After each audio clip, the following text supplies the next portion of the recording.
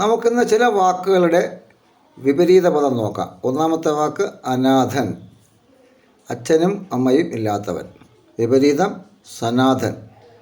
രണ്ടാമത്തേത് അഭിമാനി, അതായത് അഭിമാനമുള്ളവൻ എന്നാണ് അർത്ഥം. വിപരീതം അപമാനി.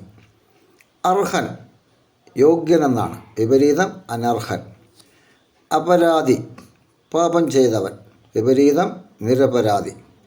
അഗ്രജൻ, ജ്യേഷ്ഠൻ എന്നാണ് അർത്ഥം. വിപരീതം അവരജൻ, അനുജൻ. ആസ്തികൻ, ദൈവവിശ്വാസി. വിപരീതം നാസ്തികൻ. അഭിജ്ഞൻ, എല്ലാം അറിയുന്നവൻ, അതായത് പാണ്ഡിത്യമുള്ളവൻ. വിപരീതം അനഭിജ്ഞൻ. അധമർണൻ, അർത്ഥം എന്താണ്?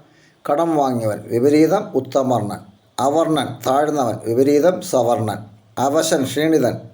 വിപരീതം ആരോഗ്യവാൻ.